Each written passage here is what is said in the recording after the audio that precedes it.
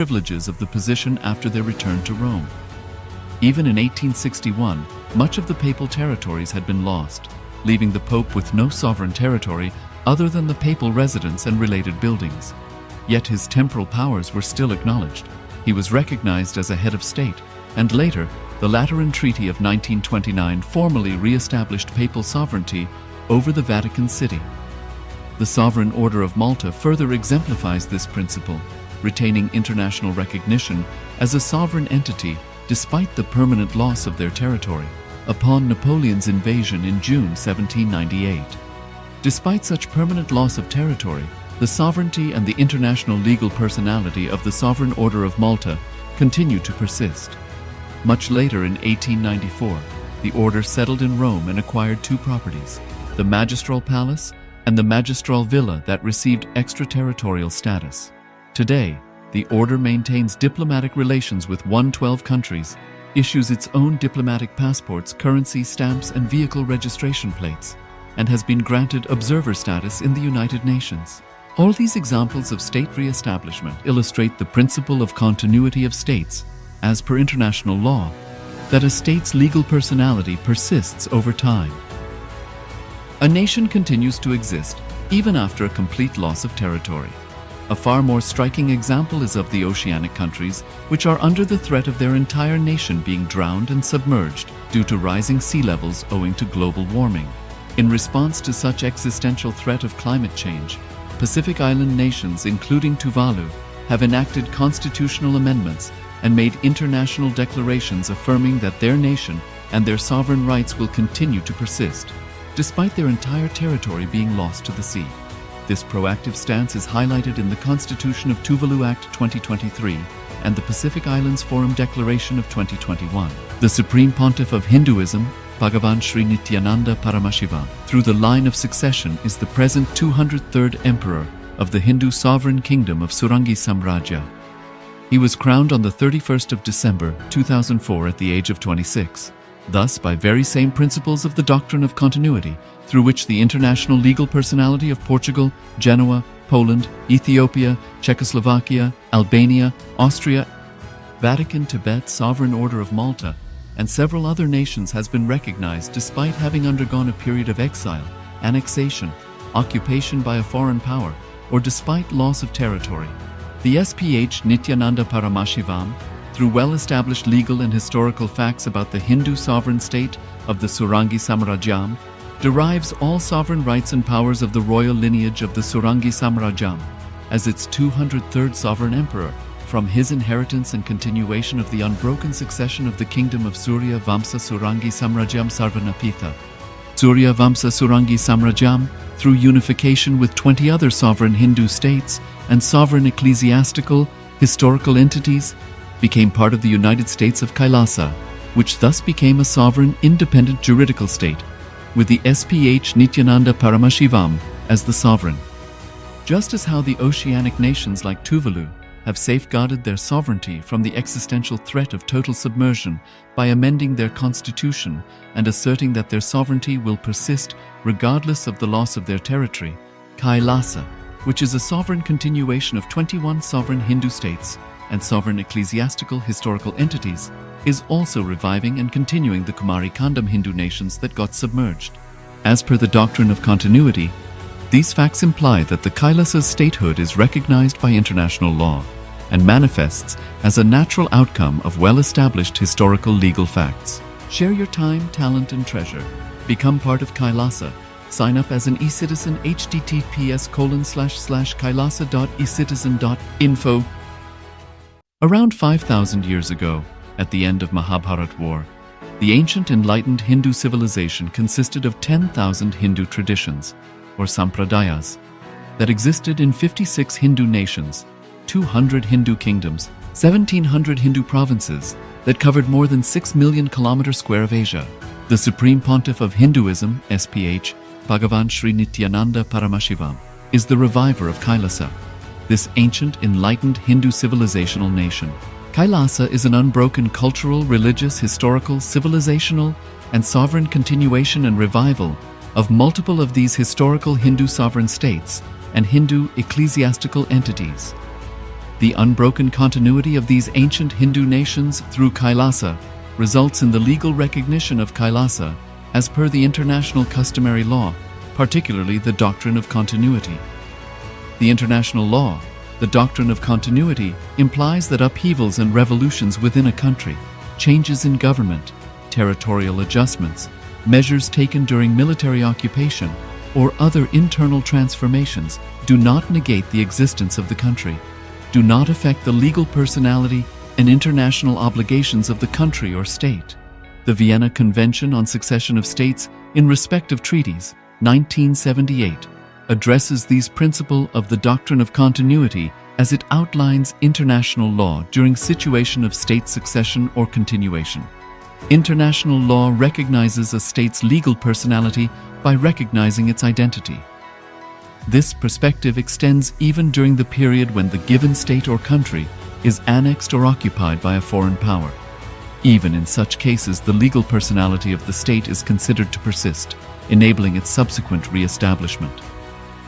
Historical examples dating back to the 18th century include cases like Portugal and Genoa that were re-established after the Vienna Congress of 1815.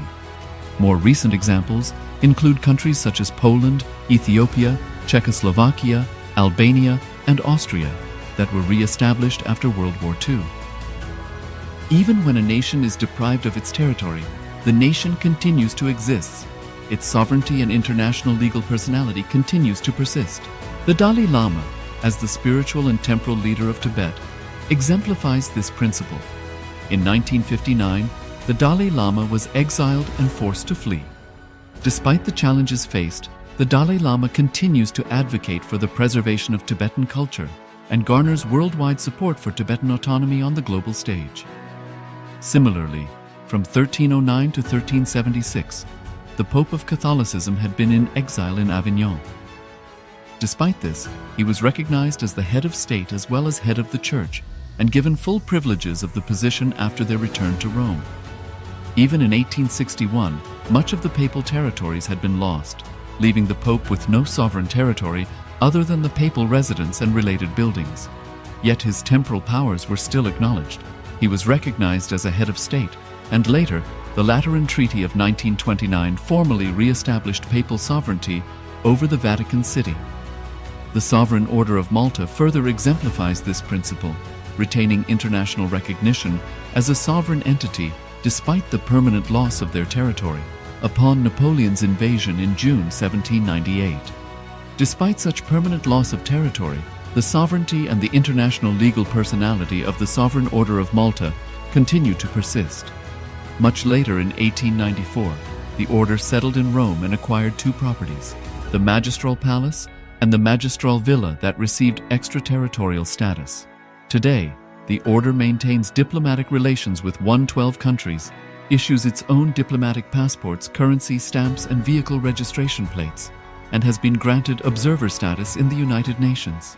All these examples of state re-establishment illustrate the principle of continuity of states, as per international law, that a state's legal personality persists over time. A nation continues to exist even after a complete loss of territory. A far more striking example is of the oceanic countries, which are under the threat of their entire nation being drowned and submerged due to rising sea levels owing to global warming. In response to such existential threat of climate change, Pacific Island nations, including Tuvalu, have enacted constitutional amendments and made international declarations affirming that their nation and their sovereign rights will continue to persist, despite their entire territory being lost to the sea. This proactive stance is highlighted in the Constitution of Tuvalu Act 2023 and the Pacific Islands Forum Declaration of 2021. The Supreme Pontiff of Hinduism, Bhagavan Sri Nithyananda Paramashivoham, through the line of succession, is the present 203rd Emperor of the Hindu Sovereign Kingdom of Surangi Samrajyam. He was crowned on the 31st of December 2004 at the age of 26. Thus, by very same principles of the doctrine of continuity, through which the international legal personality of Portugal, Genoa, Poland, Ethiopia, Czechoslovakia, Albania, Austria, Vatican, Tibet, Sovereign Order of Malta, and several other nations has been recognized despite having undergone a period of exile, annexation, occupation by a foreign power, or despite loss of territory. The SPH Nithyananda Paramashivoham, through well-established legal and historical facts about the Hindu sovereign state of the Surangi Samrajyam, derives all sovereign rights and powers of the royal lineage of the Surangi Samrajyam as its 203rd sovereign emperor, from his inheritance and continuation of the unbroken succession of the kingdom of Surya Vamsa Surangi Samrajyam Sarvanapitha. Surya Vamsa Surangi Samrajyam, through unification with 20 other sovereign Hindu states and sovereign ecclesiastical, historical entities, became part of the United States of Kailasa, which thus became a sovereign, independent juridical state, with the SPH Nithyananda Paramashivoham as the sovereign. Just as how the oceanic nations like Tuvalu have safeguarded their sovereignty from the existential threat of total submersion by amending their constitution and asserting that their sovereignty will persist regardless of the loss of their territory, Kailasa, which is a sovereign continuation of 21 sovereign Hindu states and sovereign ecclesiastical historical entities, is also reviving and continuing the Kumari Kandam Hindu nations that got submerged. As per the doctrine of continuity, these facts imply that the Kailasa's statehood is recognized by international law and manifests as a natural outcome of well-established historical legal facts. Share your time, talent, and treasure. Become part of Kailasa. Sign up as an e-citizen https://kailasa.ecitizen.info. Around 5,000 years ago, at the end of Mahabharat War, the ancient enlightened Hindu civilization consisted of 10,000 Hindu traditions, or sampradayas, that existed in 56 Hindu nations, 200 Hindu kingdoms, 1,700 Hindu provinces that covered more than 6 million kilometers square of Asia. The Supreme Pontiff of Hinduism, SPH, Bhagavan Sri Nithyananda Paramashivoham, is the reviver of Kailasa, this ancient, enlightened Hindu civilizational nation. Kailasa is an unbroken cultural, religious, historical, civilizational, and sovereign continuation and revival of multiple of these historical Hindu sovereign states and Hindu ecclesiastical entities. The unbroken continuity of these ancient Hindu nations through Kailasa results in the legal recognition of Kailasa as per the international customary law, particularly the doctrine of continuity. The international law, the doctrine of continuity, implies that upheavals and revolutions within a country, changes in government, territorial adjustments, measures taken during military occupation, or other internal transformations do not negate the existence of the country, do not affect the legal personality and international obligations of the country or state. The Vienna Convention on Succession of States in respect of treaties, 1978, addresses these principles of the doctrine of continuity as it outlines international law during situation of state succession or continuation. International law recognizes a state's legal personality by recognizing its identity. This perspective extends even during the period when the given state or country is annexed or occupied by a foreign power.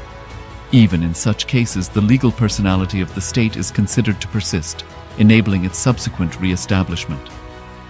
Historical examples dating back to the 18th century include cases like Portugal and Genoa that were re-established after the Vienna Congress of 1815. More recent examples include countries such as Poland, Ethiopia, Czechoslovakia, Albania, and Austria that were re-established after World War II. Even when a nation is deprived of its territory, the nation continues to exist. Its sovereignty and international legal personality continues to persist. The Dalai Lama, as the spiritual and temporal leader of Tibet, exemplifies this principle. In 1959, the Dalai Lama was exiled and forced to flee. Despite the challenges faced, the Dalai Lama continues to advocate for the preservation of Tibetan culture and garners worldwide support for Tibetan autonomy on the global stage. Similarly, from 1309 to 1376, the Pope of Catholicism had been in exile in Avignon. Despite this, he was recognized as the head of state as well as head of the church and given full privileges of the position after their return to Rome. Even in 1861, much of the papal territories had been lost, leaving the Pope with no sovereign territory other than the papal residence and related buildings. Yet his temporal powers were still acknowledged. He was recognized as a head of state, and later, the Lateran Treaty of 1929 formally re-established papal sovereignty over the Vatican City.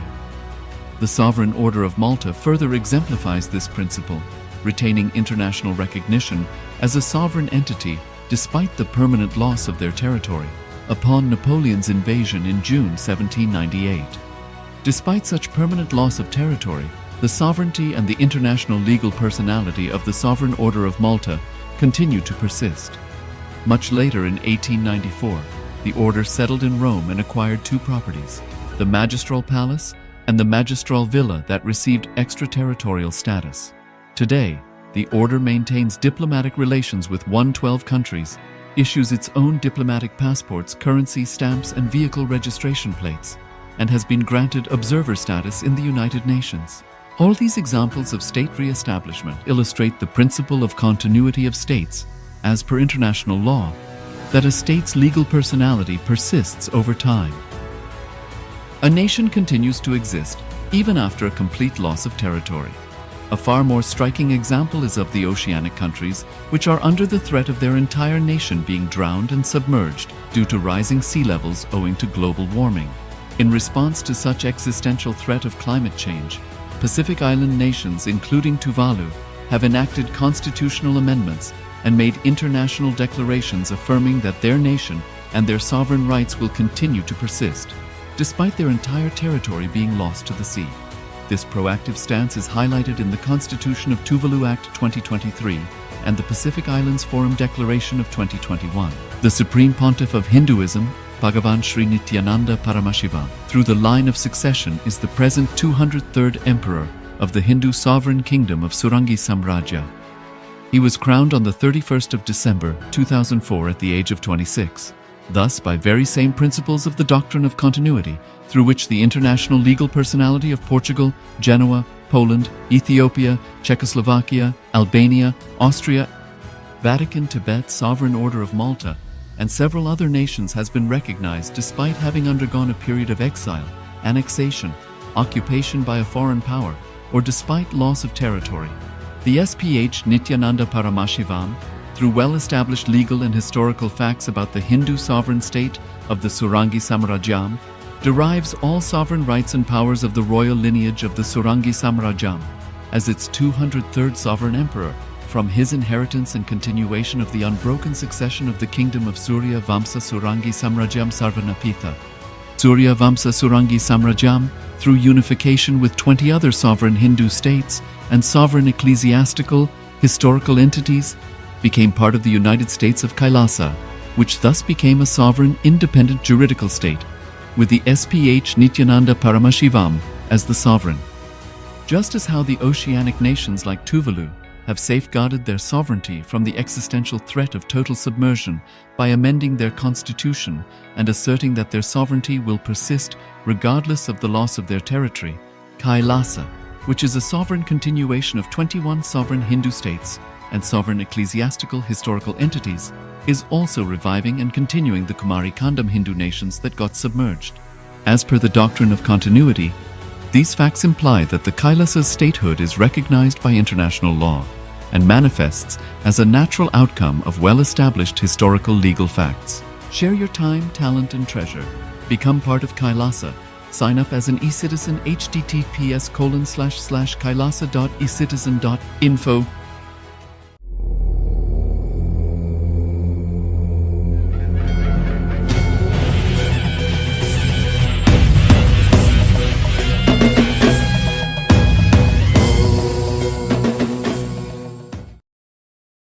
Welcome to the Pratama Vinyasa Krama 108 Asana sequence of Nithyananda Yoga. Before we start the yoga session, we request all the male bodies to please remove your upper cloth, for yoga is a ritual, and male bodies remove the upper cloth for any Hindu ritual. All the female bodies, please tie up your hair, and we request all the participants to please wear a black dress, apply vibhuti on your forehead. If you are a male body, apply it on the 16 places over your body. Apply kumkum and any aushadha from the Supreme Pontiff of Hinduism you have available. Wear your Rudraksha mala, the Abharanam, to intensify the energy which you can hold throughout the yoga practice. Also, make sure to keep a Shri Yantra, which is a sacred mandala, in your room where you practice the yoga. If you don't have a Shri Yantra available, don't worry. We are projecting it in the background of our acharyas. Now settle down on your yoga mat and get ready for the ritual of yoga. Sit straight with your head, neck and spine in a straight line. Join your hands in Namaskara Mudra in front of your heart center. Close your eyes. Visualize Swamiji in your inner space as we chant the Satguru Vandanam. Nithyanandam Paramasukadam Kevalam Jnanamurtim Dvandvatitam Gaganasadrasham Tattvamasyaadilaksham Ekam Nityam Vimalamachalam Sarvadhi Sakshibhutam Bhavatitam Trigunarahitam Sadgurum Tam Namami. Next, we are going to chant the Shiva Mula mantra. Om Ham Haum Shivaya Namaha 11 times. Please follow along internally. Om Ham Haum Shivaya Namaha. Om Ham Haum Shivaya Namaha. Om Ham Haum Shivaya Namaha. Om Ham Haum Shivaya Namaha. Om Ham Haum Shivaya Namaha. Om Ham Haum Shivaya Namaha. Om Ham Haum Shivaya Namaha. Om Ham Haum Shivaya Namaha. Om Ham Haum Shivaya Namaha. Om Ham Haum Shivaya Namaha. Om Ham Haum Shivaya Namaha. We will be performing the Tadvachamanam, the ritualistic cleansing. Now keep your hand, the right hand, in the shape of a cow's ear in the Gokarana Mudra, as our acharyas are demonstrating. Then take an udani of water, pour it into your right palm. We're going to chant a mantra thrice. Each time, sip the water from the bottom of your palm whenever the word Swadha is chanted. Om Atma Shodhayami Swadham. Take another udani of water. Om Vidya Tattvam Shodhayami Swadham. Pour another udani of water into your palm. Om Shiva Tattvam Shodhayami Swadham. Now wash your right hand with the water from the Panchapatram and wipe your lips twice with the bottom of your thumb as we chant. Om Ham Hridayaya Namaha. Now wash your hand again. With the index, middle and ring fingers joined together, touch above the upper lip and below the lower lip. Wash your hand again. With the index fingers and thumbs joined together, touch the right nostril, the left nostril. And with the ring finger and thumb joined together, touch the right eye, left eye, and the right ear and the left ear. Wash your hand again. With the little finger and thumb joined together, touch the navel, the right chest and the left chest. And with all fingertips joined together, touch on top of the head, the right shoulder, left shoulder, and your heart center. Now wash your hand again. As you clasp the right hand over top of the left, place both hands on the right thigh. Set the sankalpa, the conscious resolution, what it is that you want to manifest today, in today's Nithyananda Yoga session, as we chant the sankalpa mantra. Om Mamopatta Samasta Duridakshayadvara Bhagavat Shri Nithyananda Paramashiva Prityartham Shri Nithyanandeshwari Paramashiva Shakti Sameta Shri Nithyanandeshwara Paramashiva Prityartham Cha Adya Purvokta Evam Guna Visheshena Vishishtayam Asyam Shubhadito Purana Arogya Yukta Dridagatra Yogika Sharira Siddhyartham Paramashiva Shakti Avishkaranartham Nithyananda Yogabhyasam Karishye. Now wash your hand once more as we chant. Om Apaupasprisya. Keep your Panchapatram and udani out of harm's way as we are getting ready to start the yoga. Now sit in a comfortable cross-legged position with your head, neck, and spine in a straight line. Bring the index fingers and thumbs joined together on top of the knees in Bindu Mudra. Engage the three bandhas, the energy locks, which are contracting the perineal region and pulling it in and up. The Uddiyana Bandha, the stomach lock, contracting your stomach muscles and pulling your stomach in and up towards your spine. And the Jalandhara Bandha, the throat lock, tucking your chin to the chest and internally contracting your throat muscles. Together they form Mahamudra Bandha, which is a great secret of the yogic practice and will enhance your yoga practice manifold. Next up is the visualization. Hold the visualization for the right context of each of the asanas. The first visualization is Lord Shiva. You will always be able to see the visualization in the top right corner of the screen. So whenever you don't know how the visualization looks, you can just check the screen. Next up is Samana Kumbhaka. Now fill your stomach with prana as you meditate on a flame in your stomach, kindling the prana and raising up your spine. Chant the japa soham and visualize it rotating around your throat until the nectar oozes out into your body. Let us now perform the first asana, which is Sukhasana. तत्सुखासनमित्युक्तम् अशक्तस्तत्समाचरेत् आसनं विजितं येन जितं तेन जगत्त्रयम्. The next asana is Parvatasana. Now bring your legs into Padmasana with the feet on top of the opposite thighs. Then bring your palms together in Anjali Mudra and raise them up above your head, keeping your elbows straight. Engage all three bandhas, Mahamudra Bandha, as you visualize yourself as Mount Kailash. अथ वक्षे Mahadev पर्वतासनमङ्गलम्. The next asana is Halipavasana. Now bring the soles of your feet together in front of your body and hold the left hand by the right behind your back as you lean forward and place your forehead on the ground behind your heels. Engage all three bandhas as you gaze to the nose and visualize Swamiji in your inner space. पूर्वविधियाहु मे जानो उभयपकतली सम्पुटठानो.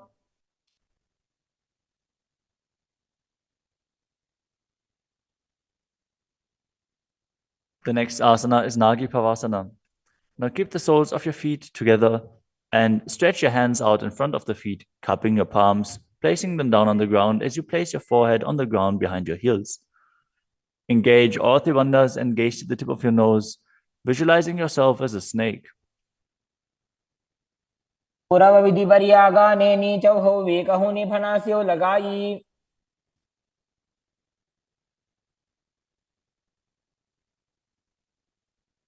Next up is Kokilasana. Now hold the big toes with the index and middle fingers in Prana Mudra. Then raise the legs up straight and then cross them into Padmasana, leaning forward and down onto your elbows. Engage all three bandhas as you visualize yourself as a bird. स्थान्यदासनं वक्ष्ये yen Sidho भवेन्नरः. The next asana is Neti Asana. Now place one ankle on top of the opposite knee as you hold onto the opposite elbows.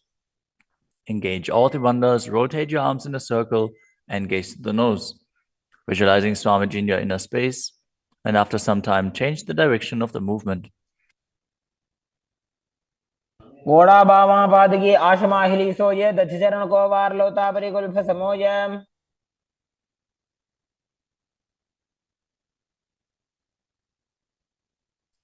The next asana is Gajasana. Now press your hands onto the ground, lifting your hips up high. Lower your head, then your chest, scooping the body forward and down again and again as you visualize yourself as an elephant. And perform Uddiyana Bandha, the stomach lock, and Mula Bandha, the root lock, as you do so. युज्यं पादाग्रे भूमौ कृत्वा लम्बी भूया मस्तकाग्रे निधाय.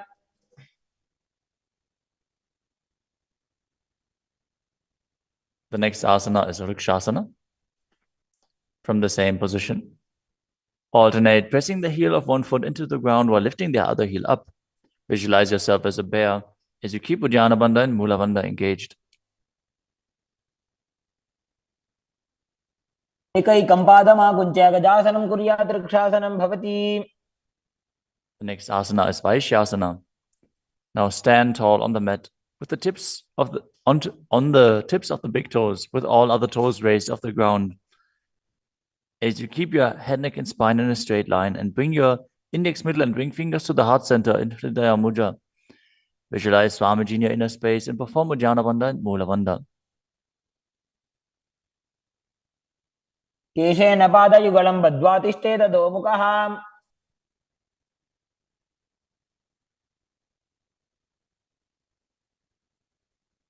Next up is the Urdhva Janukarana.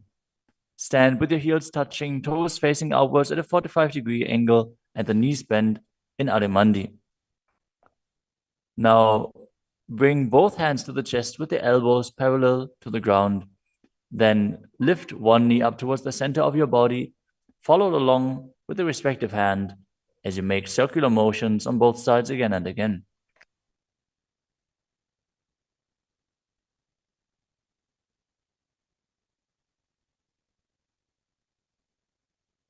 The next asana is Balalingasana. Now interlace your fingers from the outside in Sarvashankari Mudra and hold on to one knee, pulling it up towards your chest. Keep your head, neck, and spine in a straight line and visualize yourself holding a baby as you engage all three bandhas, Mahamudra Bandha.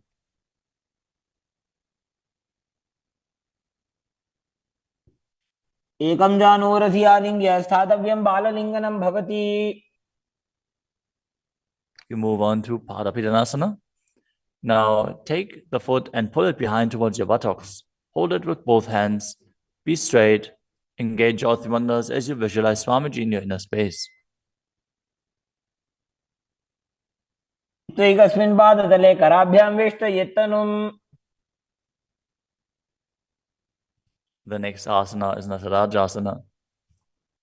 Standing on one leg, hold on to one foot and extend it backwards as you lean forward and stretch your arm out in front in Bindu Mudra with the index finger and thumb touching as you visualize yourself dancing as Lord Nataraja and perform the Mula Bandha. उत्तानपादं क्रौञ्चं च मरीचिं वीरभद्रकम्. Now stand on the other leg and repeat Balalingasana on the other side, pulling the knee up towards your chest and visualize yourself caressing a baby. एकं जानूरसि आलिङ्ग्य स्थातव्यं बाललिङ्गनं भवति. Now repeat Padapidanasana on the other side. Pull the other foot towards your buttocks and visualize Swamiji in your inner space, engaging all three bandhas. स्थित्वा एकस्मिन् पादतले कराभ्यां वेष्टयेत्तनुम्. Now repeat Natarajasana on the other side, visualizing yourself as Lord Nataraja. पादं क्रौञ्चं च मरीचिं वीरभद्रकम्.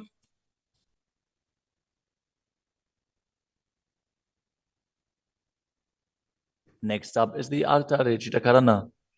From Adimandi position, bring the right foot behind the other with the toes down and the heel up. Keep the left hand at the chest and swing the right arm back and forth, gracefully moving the fingers one by one. Now keep the right hand over top of the nose, uncross your ankles, and repeat the movement on the other side.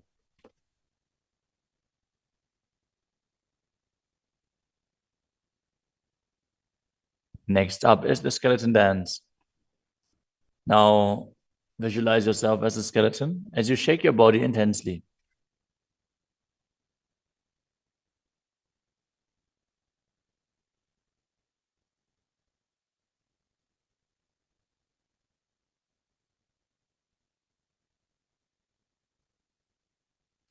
We move on to Katichina Karana.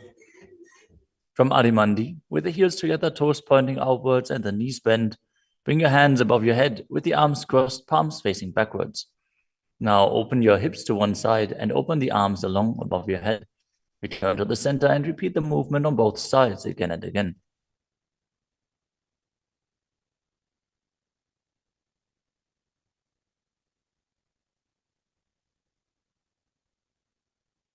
The next asana is Tadasana. Now stand tall on the tips of the big toes as you raise your hands up above your head beside your ears. Engage all three bandhas. Visualize yourself as a palm tree as you internally chant the new japa Shivoham. महामुद्राबद्ध कोनो ताड़ासन विभेदकान्. Next up is Uttanasana. From your standing position, lean forward and down, bringing your hands flat to the ground. Take precaution in the case that you are a pregnant woman. For pregnant women, shouldn't perform any of the forward bends. Now engage your Ati bandhas and bring your forehead towards the knees as you visualize Swamiji in your inner space.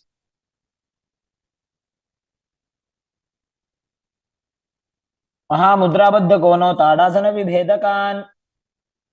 The next asana is Tadakshvasana, the plank position. Now lower your body down onto your arms and feet as you tuck your chin to the chest and rotate your head from side to side, contracting your perineal region.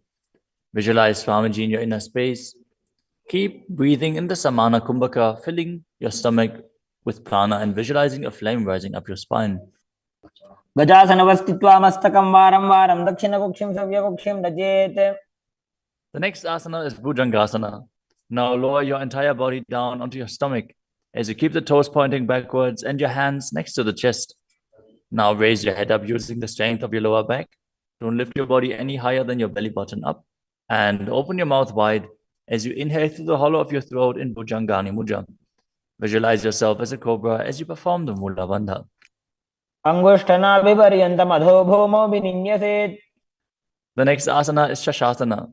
Now push your body up back into the plank position and alternate bringing one knee in towards your chest back and forth as you visualize Swamiji in your inner space and calmly breathe through your nose in Sahajra Kumbhaka.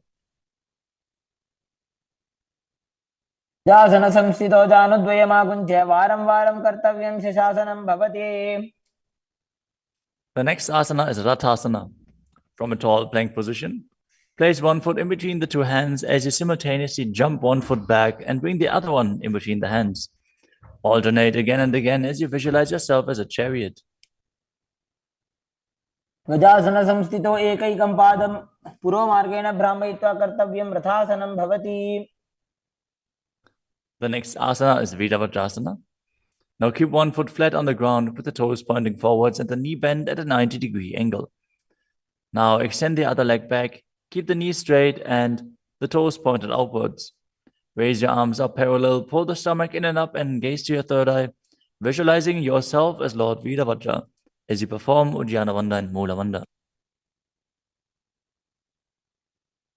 आशिष्टमदकौण्डिन्यमूर्धकुक्कुटमेव च. Now exchange the position of your feet and repeat Viravatasana on the other side. मदकौण्डिन्यमूर्धकुक्कुटमेव च. The next asana is Vrikshasana, the tree posture. Now stand and bring one foot to the inner thigh as you bring your palms together in Anjali Mudra and raise them up above your head.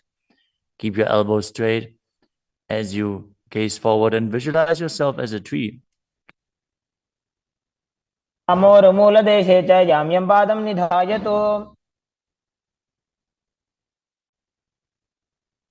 The next asana is Garudasana. Now bring the raised leg to the opposite hip. Join your hands in Namaskara Mudra in front of your heart center as you visualize yourself as Lord Garuda and engage the Mula Bandha. गरुडासनमावक्ष्ये येन ध्यानं स्थिरं भवेत्. Now stand on your other leg and repeat Vrikshasana on the other side. वामोरुमूलदेशे च जाम्यं पादं निधायतु. Now repeat Garudasana on the other side, keeping the standing leg as straight as a rod and visualizing yourself as Lord Garuda. गरुडासनमावक्ष्ये येन ध्यानं स्थिरं भवेत्. The next asana is Trikonasana. Now stand and step one leg forward and the other one far back, keeping the front toes pointing forwards and the back toes facing sideways. Now bring your hands parallel to the ground and lean forward and down as you keep one hand down and the other one raised up. Gaze upwards, visualizing yourself as a triangle as you perform the Mula Bandha. उत्तानपादं क्रौञ्चं च मरीचिं वीरभद्रकम्. Exchange the position of your feet. Step the other leg forward as you repeat Trikonasana on the other side. उत्तानपादं क्रौञ्चं च मरीचिं वीरभद्रकम्.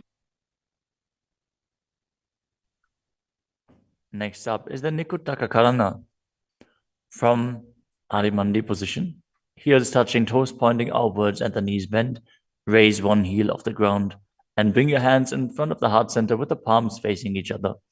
Now stump the rest heel to the ground, raise the other heel up, and exchange the position of your hands again and again.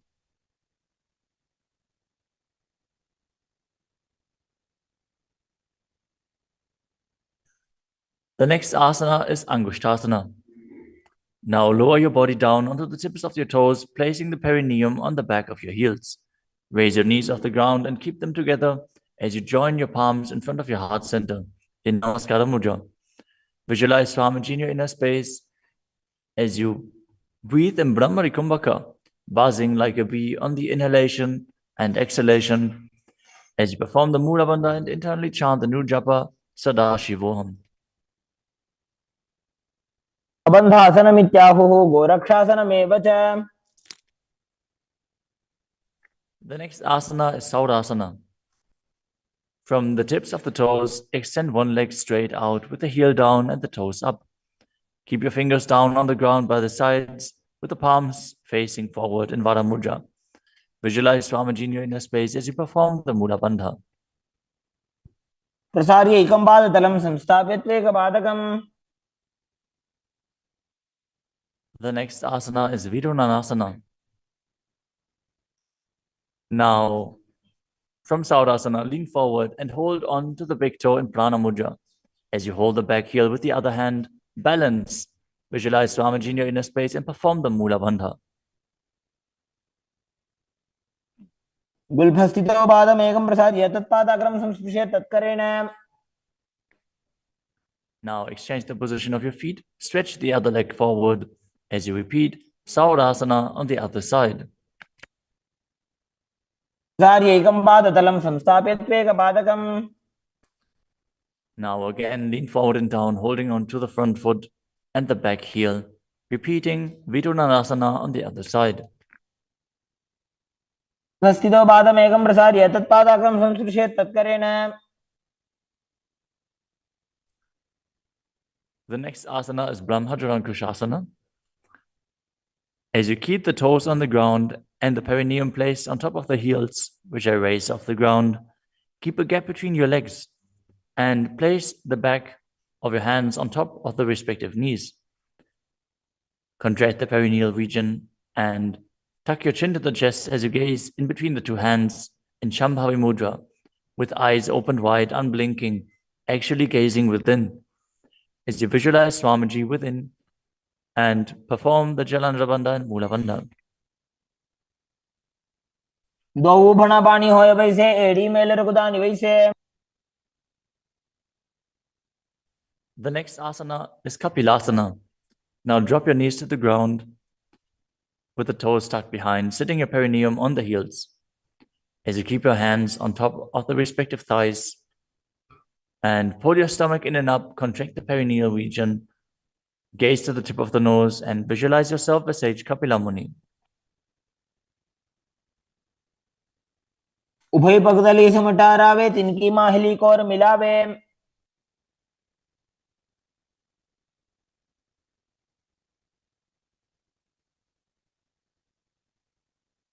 The next asana is Bhadragodakasana.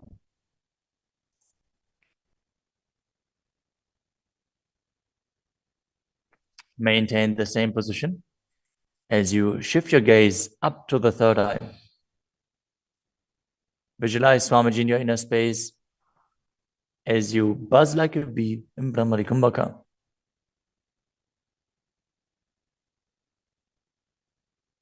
दो भूपगदली संपुट करे कोरवारली भूपरि धरे.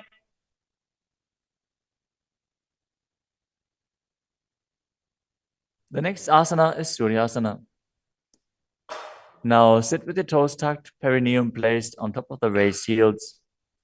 As you bring your thumbs and little fingers together in Padma Mudra, opening up the palms resembling a lotus flower. Now raise your hands up above your head as you gaze up in between the gap between the palms, visualizing yourself as Lord Surya.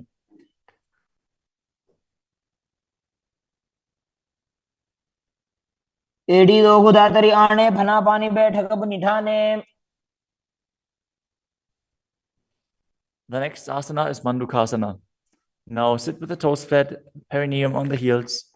As you keep your hands on top of the knees, lift the tongue up against the roof of your mouth. As you catch the nectar of immortality dripping from the Sahasrara chakra with your frog tongue, as you visualize yourself as a frog in Manduki Mudra. Gaze to your third eye, breathe calmly through your nose in Sahajra Kumbhaka as you perform the Mula Bandha. तलो पृष्ठदेशे अंगुष्ठे द्वे च संस्पृशेत्.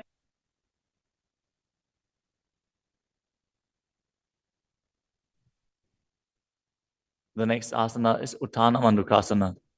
Maintain the same sitting posture, but bring your hands behind your back, holding onto the opposite shoulders. Gaze to your third eye, visualize yourself as a frog as you keep your tongue pressed against the palate of your mouth in Manduki Mudra. Perform Uddiyana Bandha and Mula Bandha as you do so.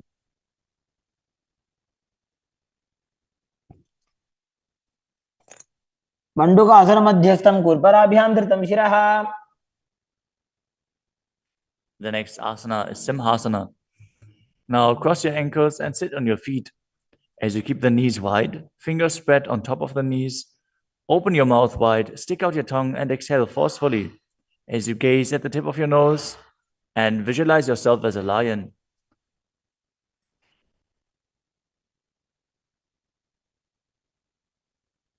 दक्षिणं सव्यगुल्फेन दक्षिणेन ततेतरम्. The next asana is Bhadrasana. Now sit with your heels under the perineum, the knees open wide, then cross your hands behind your back and hold onto the big toes in Prana Mudra. As you gaze at the tip of your nose, visualize Swamiji in your inner space and return to buzzing like a bee in Brahmari Kumbhaka. गुल्फौ च वृषणस्याधो व्युत्क्रमेण समाहितः.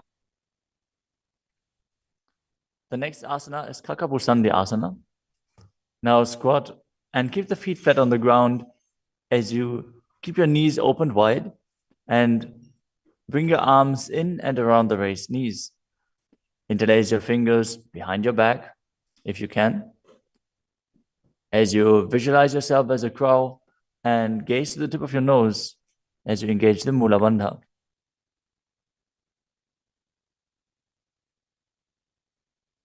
तमे वेशक उगठाने दो वोहा तपगमी च आने. The next asana is Kanipavasana. Now keep the palms on the floor, shoulder width apart. Bring your knees onto the back of your arms towards your armpits. Lean forward, raise your feet off the ground as you visualize Swamiji in your inner space and balance on your arms. को गुण आशी दुष्यता होई तो आछी होई. The next asana is Kapali Asana. Now place your hands on the ground, shoulder width apart. Bring the top of your head onto the ground. Please take precautions if you have any neck injuries or high blood pressure. Any of the inverted postures. Now bring your knees onto the elbows, your hips over the shoulders, and straighten your legs up as you gaze to the nose and visualize Swamiji in your inner space. Isha धरती टेकी पग दो वो मिलीवा ऊंचा करे.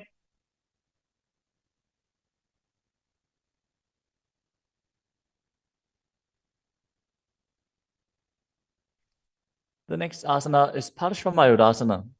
Now squat on the toes with the legs together, twist your body and place both hands to the side as you align your elbows with the knee and hip and lean onto your arms, balance, extending your legs to the side. Gaze to your third eye as you visualize yourself as a peacock and exhale fully in Rechaka Kumbhaka as you hold your breath in the exhaled state. Perform the Mula Bandha as you do so. मयूरं दण्डवत् कुर्यान् मायूरं दण्डनामकम्. Now, twist your body in the other direction and repeat Parashvamayurasana on the other side. मयूरं दण्डवत् कुर्यान् मायूरं दण्डनामकम्. The next asana is Bhairaganathasana. Now place both hands on the ground, shoulder width apart. Stretch your legs back straight into Tadakshvasana, the plank position. As you step one foot outside the respective shoulder and bring it in between the two hands. Gaze to your third eye. Visualize yourself as Lord Kala Bhairava. As you breathe in your Richaka Kumbhaka and perform the Mula Bandha. आसन की गुण पीति जागी. Now, step the front foot back and step the other foot outside the shoulder in between the hands. Gaze to your third eye in Shambhavi Mudra with the eyes open wide, unblinking, as you visualize yourself as Lord Kala Bhairava.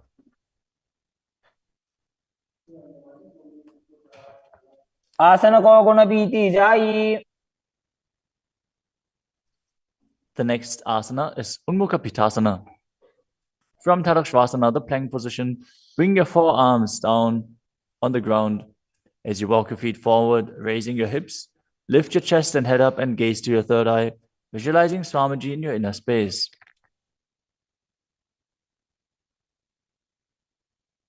भून्यस्थो जानुनी हस्तौ चतुष्पदम वाङ्मुखम्.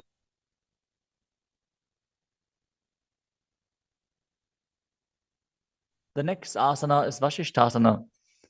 From Tadakshvasana, rotate your body onto one hand and raise the opposite hand up. Keep the balancing hand directly beneath your shoulder as you raise your hips and gaze up towards the sky, visualizing yourself as Sage Vashishta as you perform the Mula Bandha. ऊर्ध्वकुक्कुटवासिष्ठ मरीचिहलमत्स्यकम्. Now twist your body in the other direction. Balance on the other hand as you repeat Vashishthasana.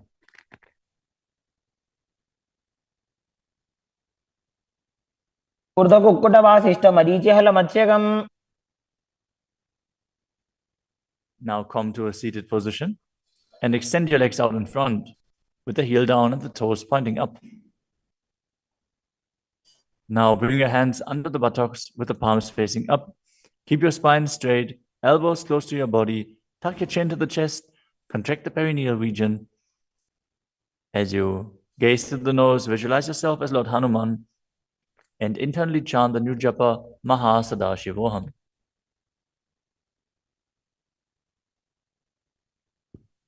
दो Booker की उभय हथेली कोरवार ली मैले भेली.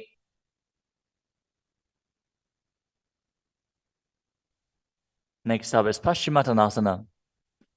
Now visualize Swamiji in your inner space as you lean forward and down, holding onto the big toes in Prana Mudra.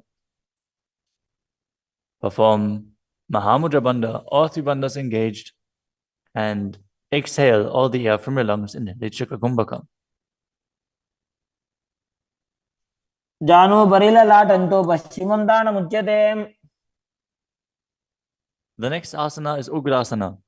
With your legs straight, interlace your fingers behind your neck. Lean your chest forward and down, bringing your head to the knees by the strength of your core. Engage all three bandhas as you visualize Kali in your inner space. शुभानिभ्यां दृढं धृत्वा जानुभरि शिरोन्यसेत्. The next asana is Marichi Asana. Now, sit with the legs extended, bring one heel to the groin with the knee raised, and reach your arm in and around the raised knee as you clasp your hands behind your back. Bring your chest to the thighs, head to the knee, and visualize yourself as Sage Marichi. उत्तानपादं क्रौञ्चं च मरीचिं वीरभद्रकम्.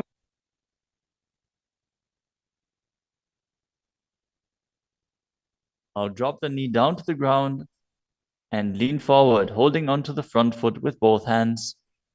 As you exhale all the air from your lungs, gaze to the nose, visualize Swamiji, and perform Mahamudra Bandha in Mahamudrasana.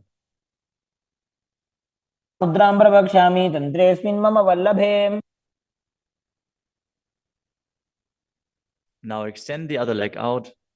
Bring the other heel towards the perineum with the knee raised. As you lean forward and interlace your fingers behind your back, in Marichi Asana on the other side. उत्तानपादं क्रौञ्चं च मरीचिं वीरभद्रकम्. Now drop the knee down, lean forward, hold onto the foot, engage all three bandhas, repeating Mahamudrasana on the other side.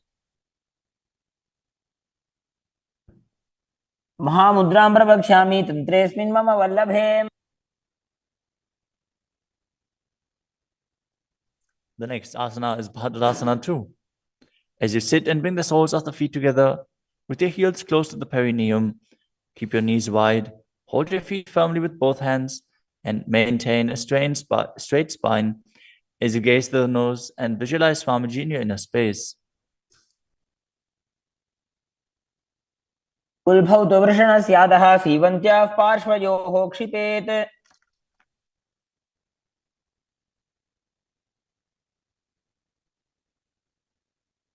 The next asana is Gvalipavasana. From Bhadrasana, extend your feet away from your body. Keep the toes together, heels apart, knees wide open. As you place your hands on the respective knees, tuck your chin to the chest and gaze to the nose. Visualize Swamiji in your inner space. Perform the Jalandhara Bandha and Mula Bandha. ध्रुवचर्पट चौक कहियो सोई वाही विधियो कीजे सोई. The next asana is Joni Asana. Now sit, keep the soles of the feet together and the heels close to your perineum as you visualize the Yoni Mandala, which is projected on the screen. Now hold the soles of the feet as you lean forward and down and bring the forehead to the feet as you gaze to the nose and perform the Mula Bandha. दो भगतली संपुट करे एड़ी मेड़ के ढिंग धरे.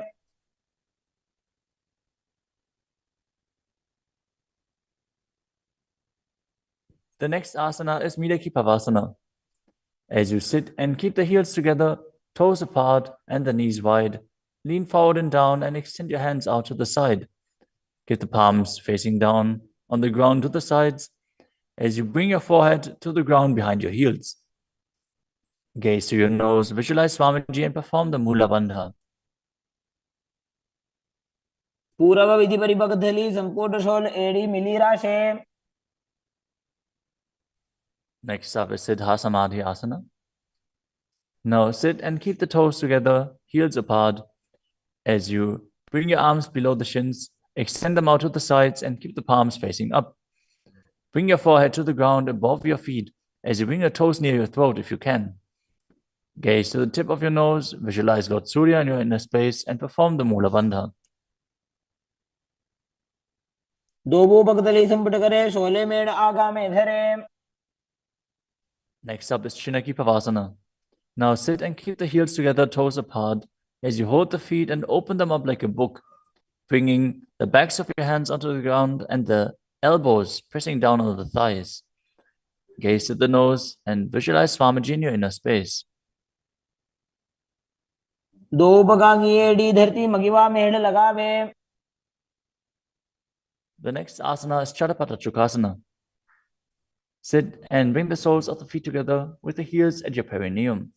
Open the knees and place your hands on top of the knees as you gently press them down.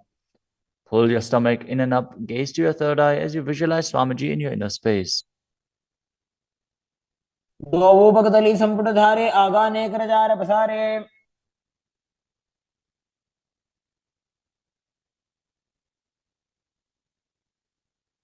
The next asana is Bhairavasana. Now sit and bring the soles of the feet together with your knees open wide. Lift the heels up and bring the toes down onto the ground. As you keep your knees on the ground, pull your stomach in and up and place your hands on the knees in Bindu Mudra. Gaze to your third eye as you visualize yourself as Lord Kala Bhairava. कुल्भौ संपीड्य जान्योन्यं व्युत्क्रमेणोत्थितं शनैः.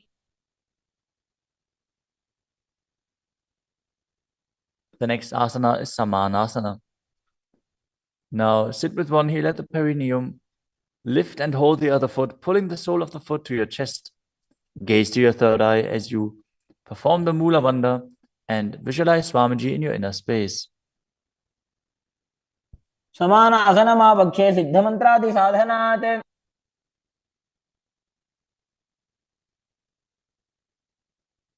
The next asana is Apanasana. As you sit, place one leg on top of the respective shoulder and raise the other foot upwards and straight. Keep the hands on the ground to the sides as you gaze to your third eye and visualize Swamiji in your inner space. परं पादमेकञ्च स्कन्धे चारोपि यत्नतः. Now repeat Samanasana on the other side. Bring the other heel towards your perineum and pull the opposite foot towards your chest. समानासनमावक्षे सिद्धमन्त्रादिसाधनात्. Now repeat Apanasana on the other side. Bring the other leg over top of the respective shoulder, extending the opposite leg forward and up.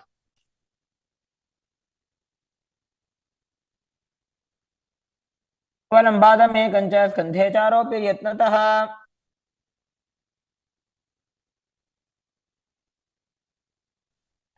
Next up is Gomukhasana.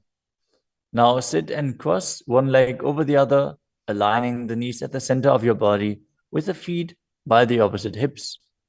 Place both hands on top of the stacked knees as you gaze to the nose, visualize the face of a cow, and perform the Mula Bandha. Start breathing in Siddhkari Kumbhaka, pressing your tongue against the palate of your mouth without touching the teeth and hissing through your teeth while inhaling. Internally chant the new japa Om Nithyanandoham. सर्वे दक्षिणगुल्फं तु पृष्ठपार्श्वे नियोजयेत्. The next asana is Anasuyasana. Now maintain the same posture. Hold on to the big toes of the feet in Prana Mudra as you gaze to the tip of your nose and visualize yourself as a Rishika Anasuya. Engage Uddiyana Bandha and Mula Bandha. दक्षिण कोडो नीचे उठाने वावोता के ऊपर आने. Maintain the same position. Interlace your fingers behind your back and lean forward and down as you bring your chin over the knees, the nose towards the ground, and visualize yourself as a Rishika Anasuya in Anasuyasana too. जीमणा गोदा की संधि उपरिड़ा वागोड़ा की संधि. The next asana is Garudasana too.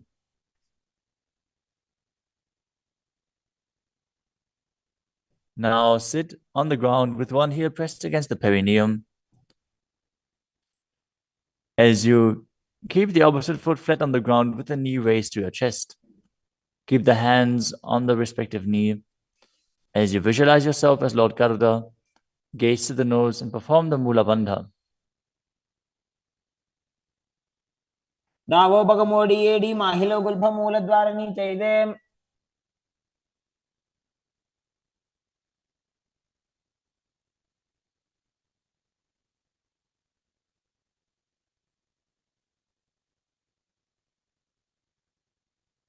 The next asana is Naradasana.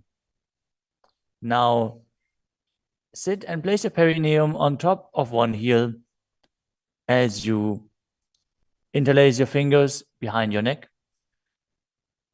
and twist your elbows outside of the raised knee. Gaze to your third eye and visualize yourself as Narada as you perform the Mula Bandha. पिष्टि जवाम पगदली केरी भूपरिता हिलगा बेफेरी.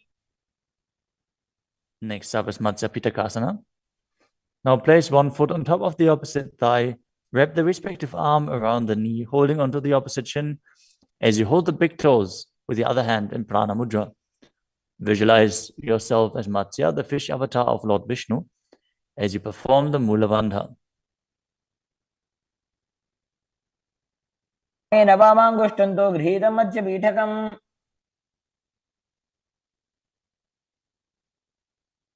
Now slide your knees over top with the other knee on top, repeating the Makasana position on the other side. Gaze to the nose and visualize the face of a cow as you keep hissing through your teeth without the tongue touching your teeth. Instead, Kari Kumbhaka.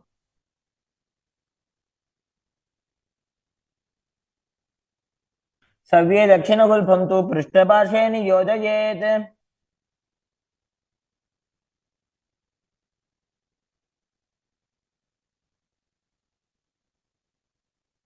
Next up is Anasuyasana on the other side. Hold onto the big toes as you visualize yourself as Rishika Anasuya.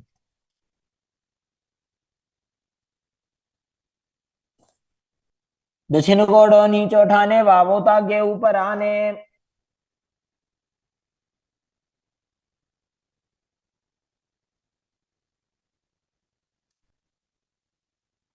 Now, from the same position, interlace your fingers behind your back and lean forward and down, chin over the knees, nose towards the ground in Anasuyasana too.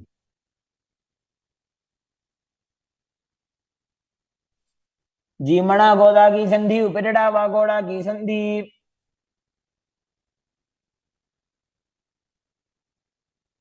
Now repeat Garudasana 2 on the other side, bringing the other heel towards the perineum, knee raised, hands on the knees, as you visualize yourself as Lord Garuda. डावो पगमोड़ी एड़ी माहिलो गुल्फ मूल द्वार नीचे दे. Next up is Narudasana on the other side.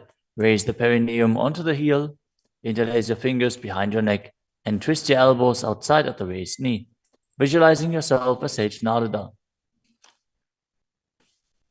पिष्टि जवाम पगदली केरी भूपरिता हिलगा वे फेरी.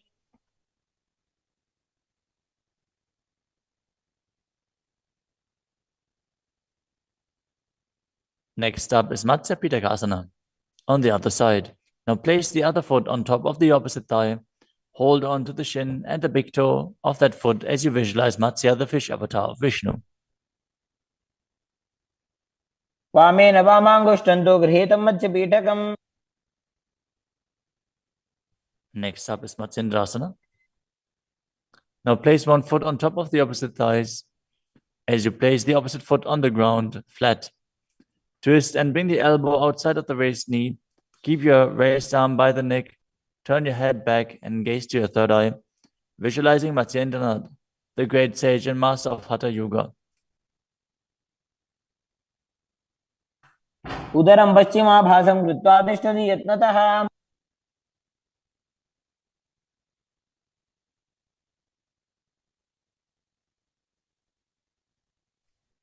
The next asana is Kubhasana. From Matsyendrasana, twist and bring your elbow outside of the raised knee as you extend your hand down to the foot, keeping the opposite hand at the respective ear. Twist your body back. Gaze back and up towards your third eye, visualizing yourself as a camel. आसन को गुण झोल हो जाए. Next up is Matsyendrasana 2. Keeping the hand extended down towards the foot, place your hand behind your body onto the ground as you gaze up to your third eye and visualize Matsyendranath. मत्स्येन्द्रपीठं जठर प्रदीप्तिं Prachanda रुक्मण्डल खण्डनास्त्रम्. Now repeat Matsyendrasana on the other side. Extend the other leg out. Bring the opposite foot onto the thigh as you twist your elbow outside of the raised knee and gaze back.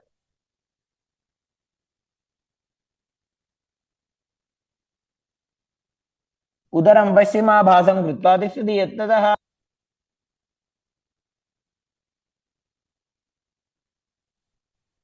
The next asana is Kubhasana on the other side.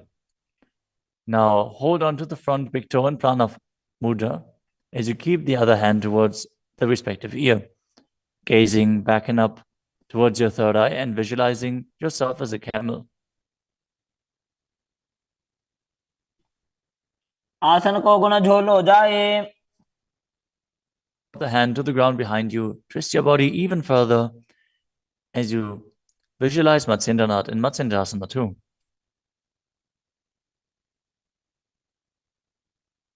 मत्स्येन्द्रपीडं जठरप्रदीप्तिं प्रचण्डरुक्मण्डलखण्डनास्त्रम्. The next asana is Padmasana.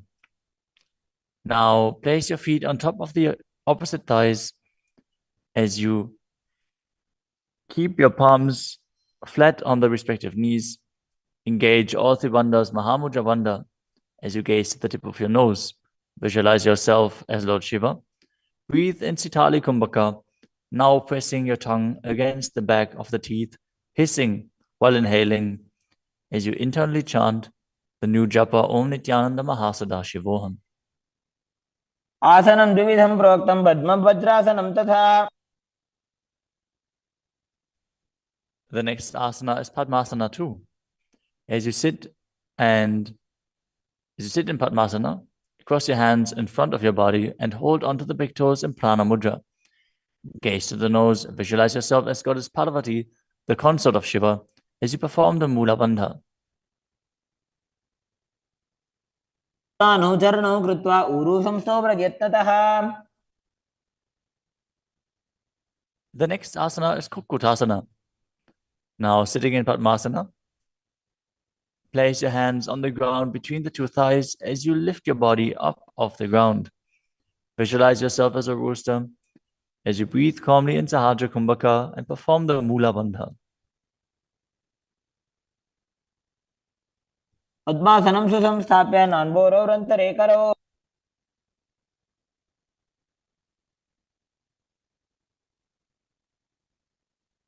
The next asana is Baddha Keki Asana.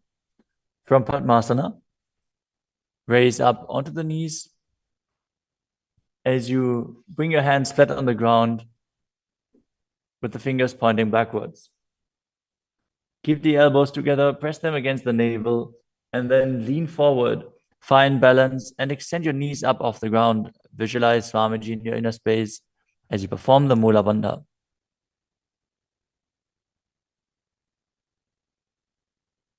धरामवष्टभ्यकरद्वयेन तत्कोर्परि स्थापितानाभिपार्श्वः.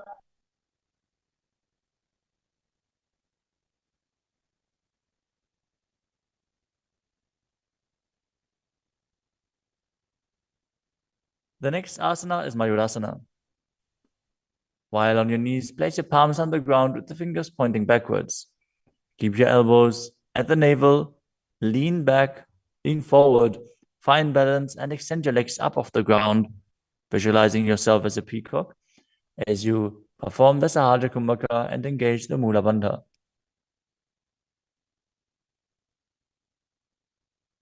अथ वक्षे Mahadev मयूरासनमुत्तमम्.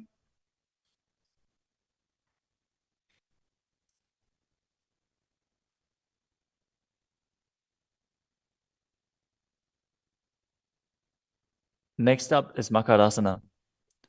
Lay down on your stomach with the feet pointing outwards and the forehead on the mat.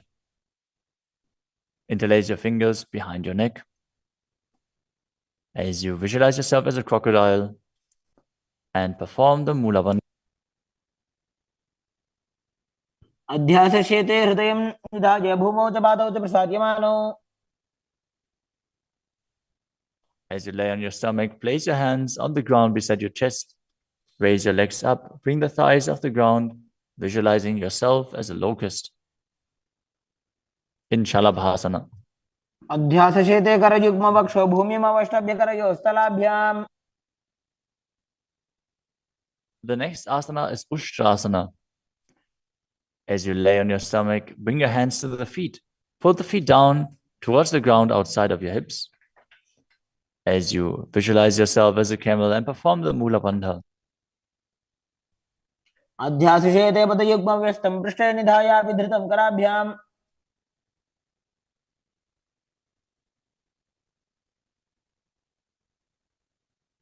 The next asana is Dhanurasana. From Ushtrasana, tighten the grip on your feet and kick the legs back and up as you lean forward and lift your chest off the ground. Gaze up to your third eye and visualize yourself as Pinaka, Lord Shiva's bow. Perform the Mula Bandha as you do so.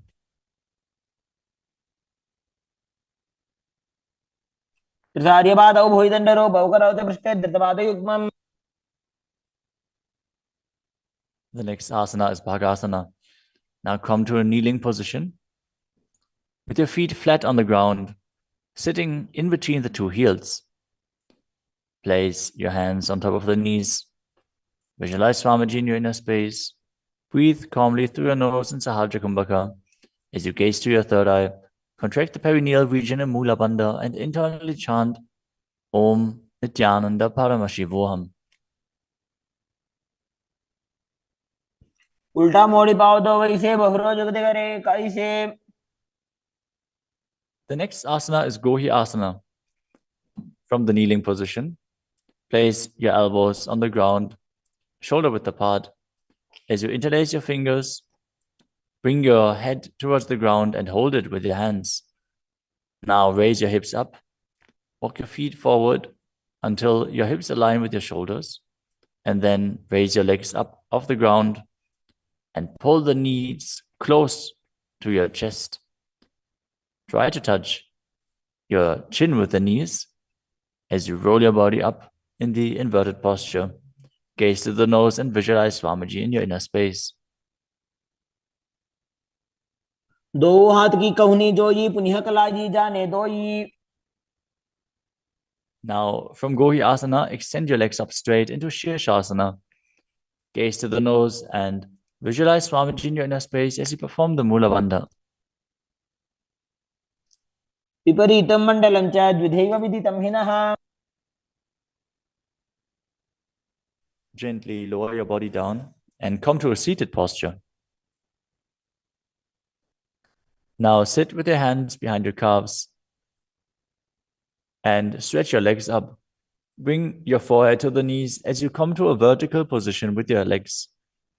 Visualize Swamiji in your inner space and perform the Bhastika Kumbhaka, rapidly exhaling from your diaphragm, pushing the air out without inhaling, like the bellows of a blacksmith. We're going to perform Bhastika Kumbhaka for the next few asanas, so keep your core engaged and rapidly breathe through your nose. दो हाथ पग बाहर आने घोड़ा तरे का कसी ठाने. The next asana is Parighasana. Now sit and extend your legs out and up at a 45-degree angle. Bring your hands behind. Hold the opposite shoulders as you keep the chest upright, legs straight, toes pointed. Gaze to your third eye as you visualize yourself as a mace.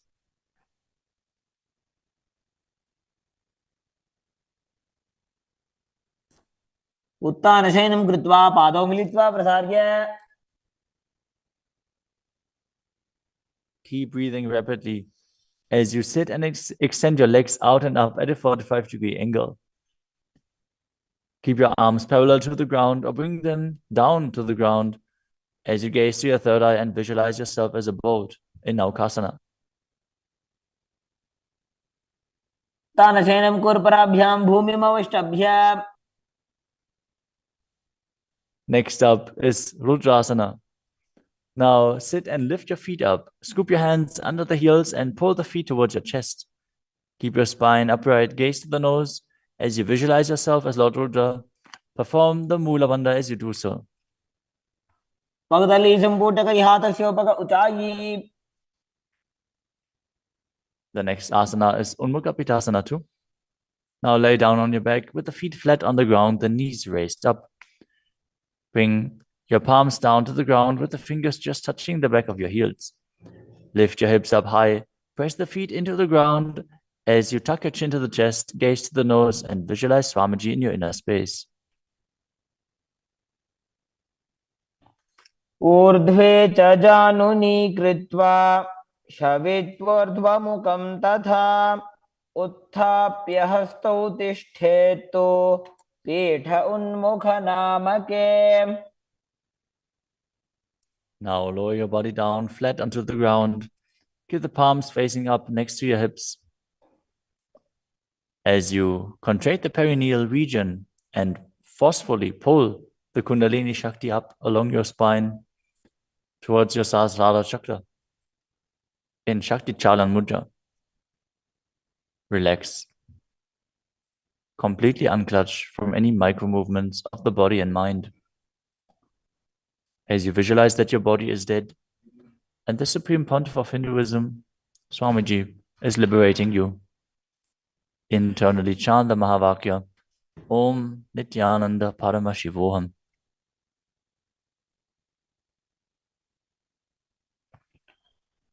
उत्तानं शववद्भूमौ शयनं तोषवासनं शवासनं श्रान्तिहरं चित्तविश्रान्तिकारकम्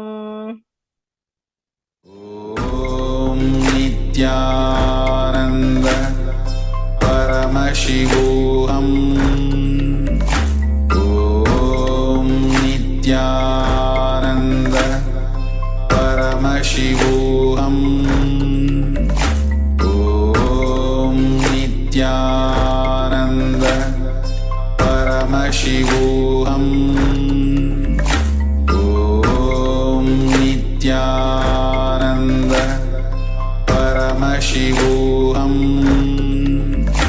ॐ नित्यानन्द परमशिवोऽहम् ॐ नित्यानन्द परमशिवोऽहम् ॐ नित्यानन्द परमशिवोऽहम् ॐ नित्यानन्द परमशिवोऽहम् ॐ नित्यानन्द परमशिवोऽहम् ॐ नित्यानन्द परमशिवोऽहम् ॐ नित्यानन्द परमशिवोऽहम् ॐ नित्यानन्द परमशिवोऽहम् ॐ नित्यानन्द परमशिवोऽहम् ॐ नित्यानन्द परमशिवोऽहम् ॐ नित्यानन्द परमशिवोऽहम् ॐ नित्यानन्द परमशिवोऽहम् ॐ नित्यानन्द परमशिवोऽहम् ॐ नित्यानन्द परमशिवोऽहम्. Now slowly return to your physical body. Start to wiggle your fingers and toes, your wrists and your ankles, your elbows and your knees. Pull your knees up towards your chest and rock your body from side to side as you return to a comfortable seated position.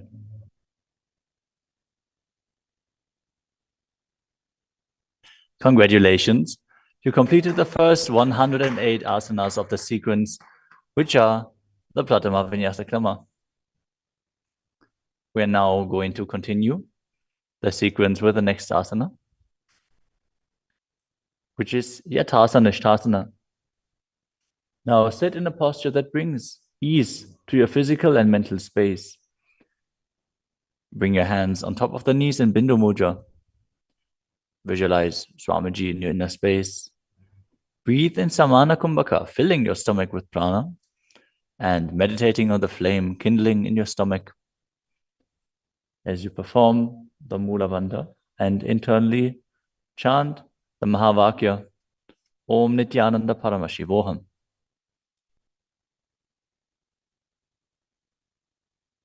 पर्यङ्कं तत्समाख्यातं यथासंस्थं यथा स्थितिः. Next up is Samasana.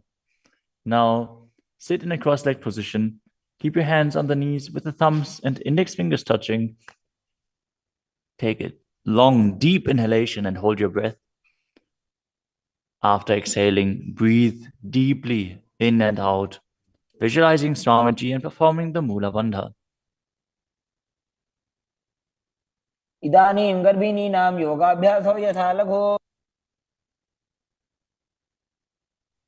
Next up is Makasana.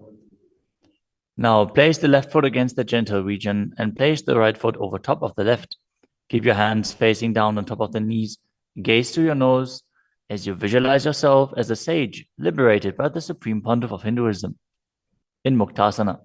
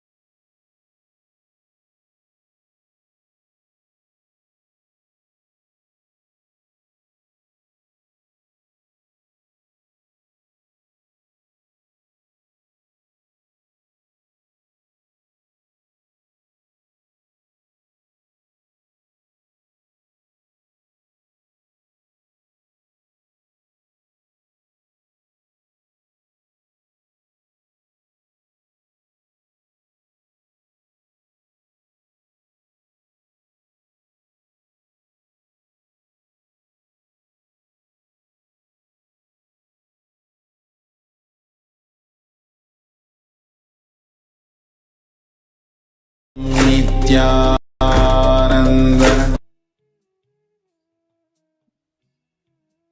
Nithyanandam Paramaswaram Kevalam Jnanamurtim Dvandvatitam Jagannasarisham Tadpamasya Nilaksham Ekam Nityam Vimanavacham Sarvati Sakshibhutam Bhavatitam Trigunarahitam Sarvaram Tam Namami. Yes, Nithyanam, all of you. And welcome to today's day 18 of Paramashivoham Level 1. And we just finished 108 asana sequence. So take a moment and share your experience, your breakthrough, any breakthrough that you had, even with one asana.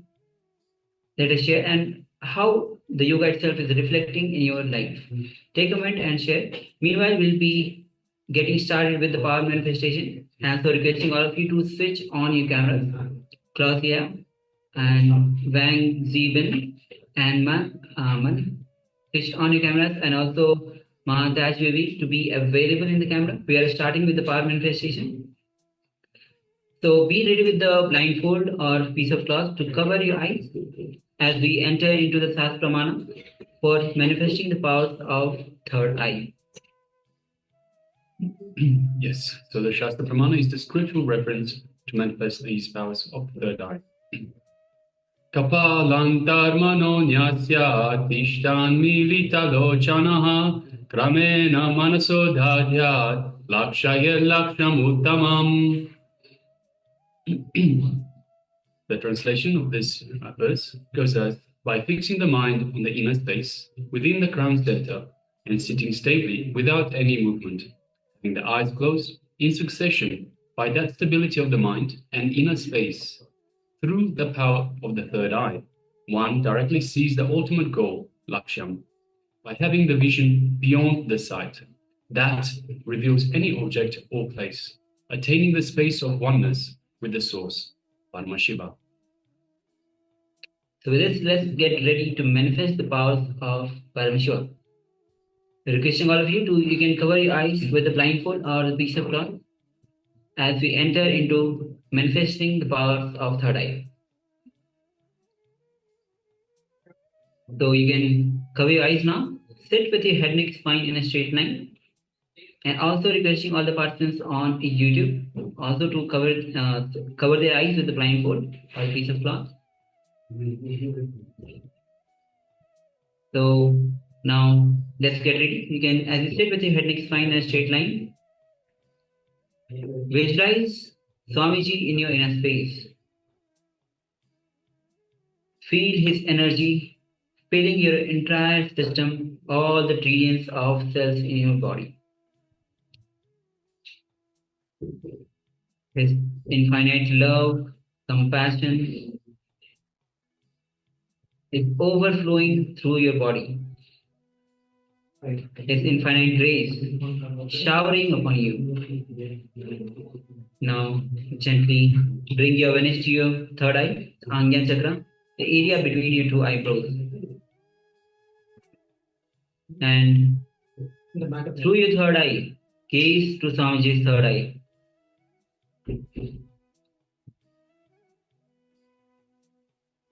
As you gently bring your awareness to your third eye, do not force yourself, do not tense yourself, just a gentle awareness.